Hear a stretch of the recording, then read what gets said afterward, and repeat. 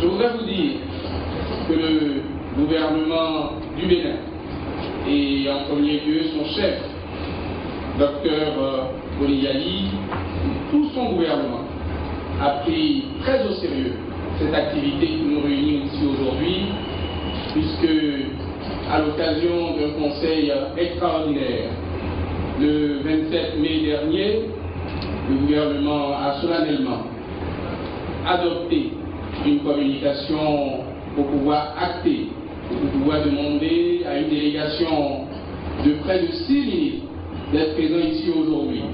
Mais d'autres contraintes, malheureusement, font que vous ne pourrez aujourd'hui vous contenter que du seul ministre en charge de l'alphabétisation. Nos collègues seront là tout à l'heure.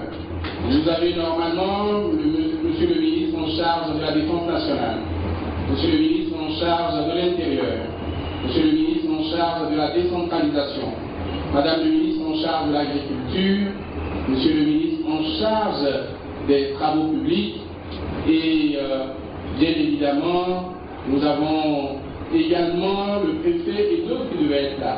Et vous avez entendu, le chef de l'État est dans la région, donc il y avait une mobilisation nécessaire autour du chef de l'État, Dr Boliyali. Donc je voudrais vous présenter les excuses du gouvernement, mais vous dire également à quel point le gouvernement du Bénin, au même titre que les gouvernements des pays frères ici présents, a pris très au sérieux cette problématique aux côtés des acteurs du secteur privé et particulièrement aux côtés de la coopération suisse et de tous nos partenaires.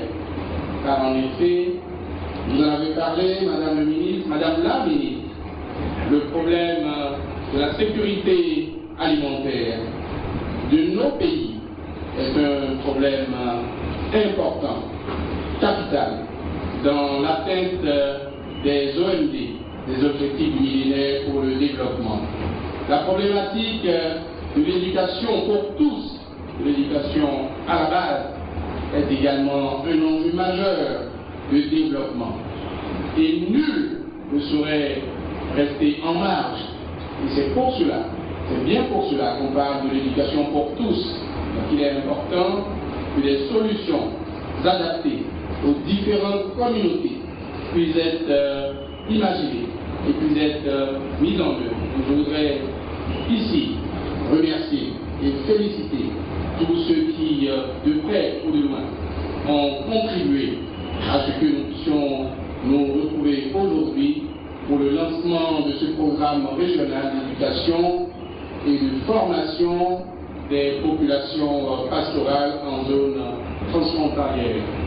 Je voudrais, si vous me le permettez maintenant, revenir à quelque chose de plus formel et peut-être de moins enthousiasmant, puisqu'il faudrait, au nom du gouvernement, que je puisse officiellement lire cette allocution pour ouvrir officiellement et lancer officiellement ce programme.